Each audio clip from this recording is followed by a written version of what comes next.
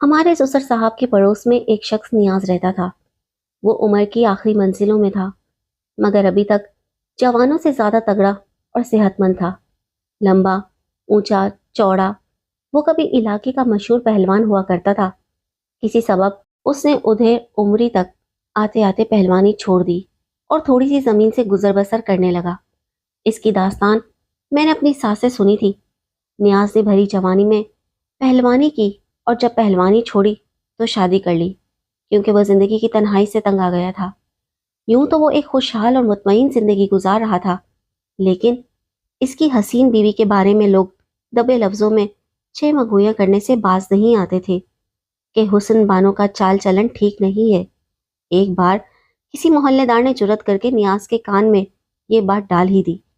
اسے یقین نہیں آ رہا تھا، کیونکہ اس نے بیوی کو ہر طرح سے اچھا رکھا ہوا تھا۔ تاہم دل میں شک تو آ چکا تھا۔ دل میں شک سے تنگ آ کر اس نے بالآخر ایک روز بیوی کو قرآن پاک دے کر کہا کہ اس پر ہاتھ رکھ کر قسم کھا کہ تمہارا کسی شخص سے غلط تعلق نہیں ہے، کیونکہ مجھے پاس پڑوس سے ایسی سنگن ملی ہے کہ تم نے کسی غیر کے ساتھ مراسم رکھے ہوئے ہیں۔ اس نے صاف صاف بات کی اور بیوی سے بھی صاف جواب چاہتا تھا۔ حسن بانو نے کہا کہ پڑوسی جھوٹ بولتے ہیں، مگر نیاز نے اس کی زبان کی لکنت محسوس کر لی۔ تبھی شک اس کے دل سے نہ گیا اور حقیقت کھوجنے کے لیے بے چین رہنے لگا۔ ہمارے گاؤں سے کچھ دور ایک میدان تھا جہاں ہر سال میلہ لگتا تھا اور تماشے ہوا کرتے تھے۔ اس بار بھی میلے کا آغاز ہوا تو نیاز نے بیوی سے کہا کہ میں آج رات میلہ دیکھنے جا رہا ہوں، وہاں پہلوانوں کا دنگل بھی ہوگا، ممکن ہے کل رات بھی نہ آ سکوں، تم میرا انتظار مت کرنا۔ یہ کہہ کر وہ میلہ دیکھنے چلا گیا۔ جب رات 1 بجے تماشا ختم ہو گیا اور گاؤں کے لوگ گھروں کو لوٹنے لگے تو اس نے اپنے پڑوسی سے کہا، سردار جی، میری بیوی کو یہ پیغام پہنچا دینا کہ میں 2 دن کے لیے اگلے گاؤں اپنے بھائی سے ملنے جا رہا ہوں، وہ میرا انتظار نہ کرے، اب میں 2 دن بعد گھر لوٹوں گا۔ جب حسن بانو کو سردار جی کی بیوی نے صبح یہ پیغام پہنچایا تو وہ خوش ہو گئی کہ چلو 2 دن اور آزادی ملی۔ دراصل اس کی دوستی اپنے میکے کے گاؤں کے ایک نوجوان سے تھی جو وہاں کے زمیندار کا بیٹا تھا۔ اس کا نام رانا تھا۔ یہ دوستی نیاز کے ساتھ شادی سے پہلے سے تھی۔ حسن بانو نے شوہر کا پیغام ملتے ہی محلے کے ایک لڑکے کو رانا کے پاس بھیج کر اسی وقت بلوا لیا۔ ادھر نیاز اپنے بھائی کے گاؤں نہیں گیا تھا، وہ سورج ڈوبنے کا انتظار کر رہا تھا۔ رات 1 بجے وہ اپنے گھر روانہ ہوا۔ اس نے دروازہ کھٹکھٹایا تو رانا اس کے گھر میں موجود تھا۔ حسن بانو گھبرا گئی کہ اس وقت کون آ گیا۔ اس نے جلدی سے رانا کو لکڑی کی الماری کے پیچھے چھپا دیا اور دروازے کے پاس پہنچی۔ کون ہے؟ اس نے پوچھا۔ میں ہوں نیاز، دروازہ کھولو۔ حسن بانو نے دروازہ کھولا اور بولی، میرے پاس ماچس نہیں ہے، اندر آ کر لالٹین جلا دو۔ اس کا خیال تھا کہ جیسے ہی اس کا شوہر دروازہ کھلا چھوڑ کر لالٹین جلا لے کچن کے اندر جائے گا، اتنی دیر میں اندھیرے کا فائدہ اٹھا کر رانا بھاگ جائے گا۔ مگر نیاز بھی کچی گولیاں نہیں کھیلا تھا۔ اس نے جیب سے ماچس نکال کر حسن بانو کو تھما دی اور کہا، تو جا کر لالٹین جلا، میں ابھی آتا ہوں۔ وہ دروازے کے پاس ہی کھڑا رہا۔ جب لالٹین جل گئی اور روشنی ہو گئی تو اس نے برآمدے میں سے لٹکا دیا اور خود بھی وہاں چارپائی پر لیٹ گیا۔ ادھر رانا کو موت پکار رہی تھی۔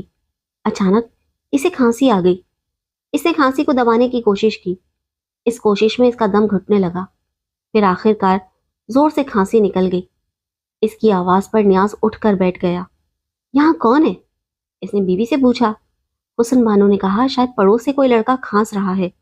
نیاز نے کہا، آواز پڑوس سے نہیں، ہمارے گھر کے اندر سے آئی ہے، اور کسی لڑکے کی کھانسی کی آواز اتنی بھاری نہیں ہو سکتی۔ دم گھٹنے کی وجہ سے اتنی دیر میں رانا الماری کے پیچھے سے نکل آیا اور کھانا کھانے والی تانبے کی تھالی تاک کر نیاز کو مار دی، مگر نشانہ چوک گیا اور تھالی فرش پر گر گئی۔ نیاز سمجھ گیا کہ جو بھی ہے اس کے پاس کوئی ہتھیار نہیں ہے۔ اس نے فوراً دروازے کے پیچھے سے ڈنڈا نکالا جس کے سرے پر لوہے کا خول لگا ہوا تھا اور رانا کے سر پر پوری قوت سے مار دیا۔ وہ چکرا کر گر گیا۔ نیاز نے تابڑ توڑ وار اس کے سر پر کیے، یہاں تک کہ اس کی جان نکل گئی۔ جب وہ بے حس ہو چکا تو نیاز نے بیوی سے کہا، اب اس کو اٹھا کر میرے کندھوں پر ڈال تاکہ اسے پھینک آؤں، لگتا ہے کوئی چور ہمارے گھر میں بھی آیا تھا اور تجھے خبر تک نہ ہوئی۔ حسن بانو بچی نہیں تھی، سمجھ گئی کہ وہ یہ بات اسے بہلانے کو کہہ رہا ہے۔ بہرحال کسی نہ کسی طرح اس نے رانا کا بے جان جسم اپنے شوہر کے کندھوں پر لاد دیا۔ نیاز اس کا جسد خاکی ایک کنویں میں جا کر پھینک آیا، لیکن جب گھر واپس آیا تو اس کی بیوی بھاگ چکی تھی۔ صبح ہونے لگی تھی۔ اس نے اپنے خون آلود کپڑے دھو کر رسی پر ڈال دیے، فرش کو دھویا، خود بھی نہایا، اور جب کپڑے خشک ہو گئے تو انہیں پہن کر گاؤں میں واقع ایک مزار پر چلا گیا۔ جب صبح ہوئی تو رانا کے گھر والوں کو پریشانی ہوئی کہ وہ ابھی تک گھر نہیں آیا۔ ان کو علم تھا کہ ساتھ والے گاؤں سے ایک لڑکا کبھی کبھی اس کو بلانے آتا تھا۔ وہ فوراً ساتھ والے گاؤں گئے اور ڈھونڈتے ڈھونڈتے نیاز کے گھر کے پاس پہنچ گئے۔ ان کو وہاں خون کے قطرے نظر آئے۔ وہ ان قطروں کا پیچھا کرتے ہوئے کنویں کے پاس پہنچ گئے۔ ایک آدمی کنویں میں اترا، اسے لاش نظر آ گئی، اسے رسی سے نکالا گیا۔ اتنی دیر میں کسی نے تھانے میں اطلاع کر دی اور پولیس آ گئی۔ نیاز جب مزار سے واپس آیا تو پولیس والوں سے ہاتھ ملایا۔ انہوں نے رانا کے بارے میں پوچھا تو اس نے کہہ دیا کہ میں نے مارا ہے، مگر پولیس والے یقین نہیں کر رہے تھے کیونکہ اس کا کردار بہت اچھا تھا اور سبھی علاقے کے لوگ اس کی عزت کرتے تھے۔ لیکن جب اس نے وہ ڈنڈا دکھایا جس سے رانا کو مارا تھا، تب وہ اسے تھانے لے گئے۔ اسے کچھ عرصہ جیل ہو گئی۔ جب سزا کاٹ کر واپس آیا تو اس نے بیوی کو طلاق دے دی۔ رانا کے بھائیوں نے دوبارہ اس پر قاتلانہ حملے بھی کرائے، مگر وہ بچ گیا اور اپنے بیٹے کو لے کر کسی اور طرف کوچ کر گیا۔ اس واقعے کو 15 برس بیت گئے۔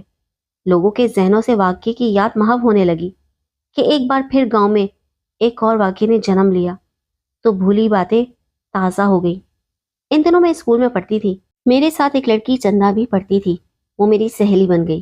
ایک دن چندہ نے بتایا کہ وہ بہت پریشان ہے۔ میں نے پریشانی کی وجہ پوچھی تو بولی، میں ایک لڑکے زبیر کو چاہتی ہوں، وہ بہت خوبصورت ہے مگر خوشحال گھرانے سے نہیں ہے، یہی پریشانی ہے۔ تمہیں اس لڑکے سے میل جول ختم کر دینا چاہیے، ورنہ تم اس کے لیے مصیبت بن جاؤ گی اور تمہاری چاہت کی سزا تمہارے بھائی اس غریب لڑکے کو دیں گے۔ بات یہ تھی کہ چندہ کا تعلق گاؤں کے معزز گھرانے سے تھا۔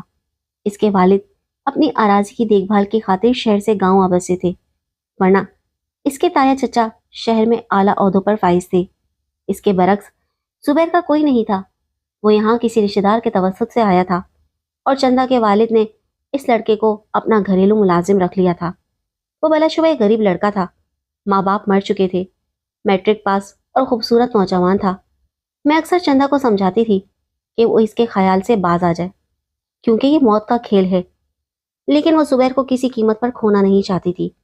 آخر اس بات کی بھنک اس کے گھر والوں کو ہو گئی کہ ان کی لڑکی گھر کے ملازم کے ساتھ پیار کی پتنگیں بڑھا رہی ہے۔ تبھی اس کے بھائیوں نے اس کی نگرانی شروع کر دی اور یہ بھی معلوم کرنے کی کوشش کی کہ زبیر کون ہے، اس کے والدین کہاں ہیں۔ جب چندہ کے والد کو پتا چلا کہ یہ مشہور پہلوان نیاز کا بیٹا ہے تو وہ سوچ میں پڑ گئے۔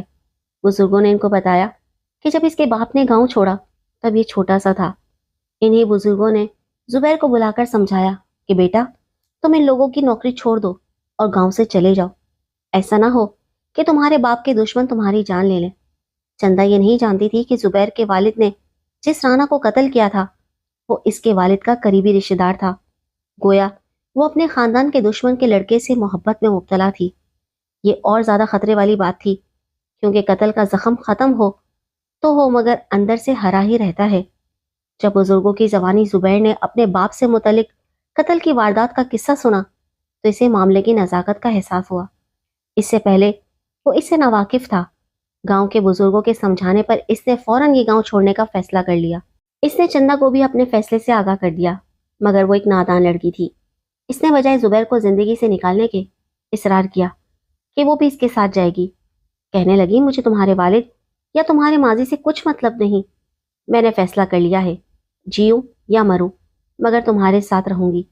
اس ضدی لڑکی نے اسے اتنا مجبور کیا کہ وہ بے بس ہو گیا اور دونوں نے آدھی رات کو گھر چھوڑ دیا۔ چندہ اپنے ساتھ 2 جوڑے کپڑے اور کچھ زیور لے گئی۔ انہوں نے تھوڑا سا فاصلہ طے کیا تھا کہ کھیتوں میں موجود کتے بھونکنے لگے۔ کتوں کے بھونکنے سے گاؤں والے سمجھ جاتے ہیں کہ کھیتوں میں کوئی داخل ہوا ہے۔ تبھی لوگ لالٹین اور لاٹھیاں لے کر باہر کا جائزہ لینے آ جاتے ہیں۔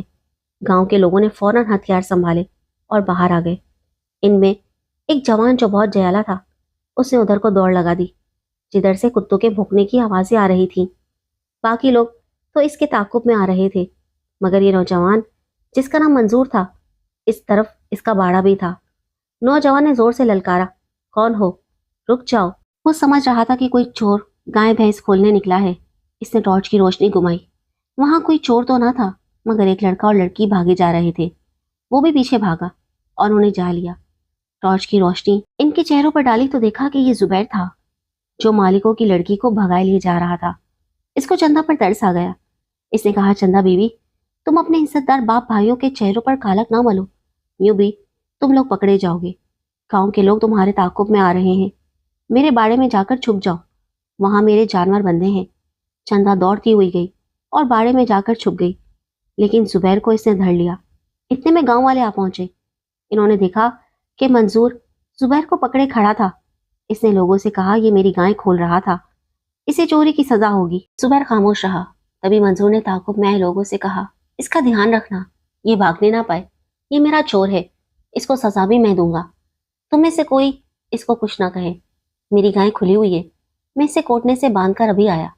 یہ کہہ کر وہ دوڑتا ہوا باڑے میں گیا اور چندہ سے کہا، یہ لو لاٹھی، اور ابھی کے ابھی باڑے کے پچھلے دروازے سے نکل کر فوراً اپنے گھر چلی جاؤ، ابھی سب سو رہے ہیں، زیادہ وقت نہیں گزرا ہے۔ بدنامی سے بچنے اور اپنی جان بچانے کا بس یہی طریقہ ہے۔ وہ لڑکا گاؤں والوں کے ہاتھوں میں ہے، مجھے فوراً جا کر اس کی بھی جان بچانی ہے۔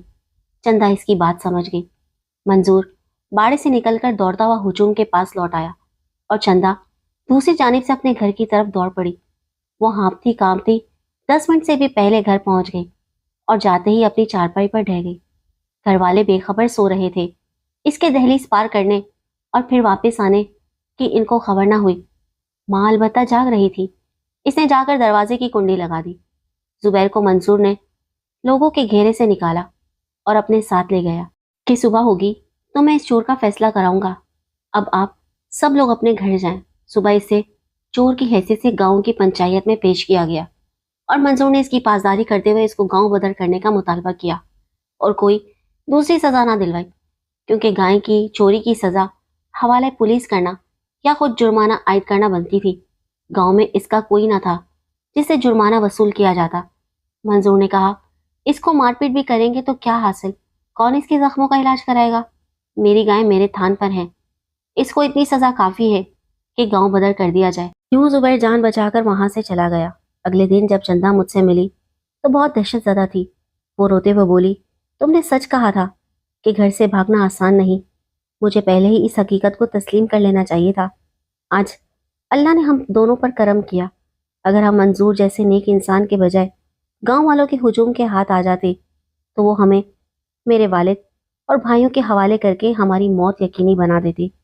میں نے کہا، شکر کرو چندہ، تمہاری ماں کی دعائیں کام آئی، ورنہ تمہارے ساتھ ہونا تو یہی تھا۔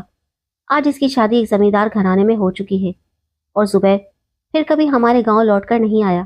میں اب بھی یہی سوچتی ہوں کہ ہماری لڑکیوں کو کب عقل آئے گی۔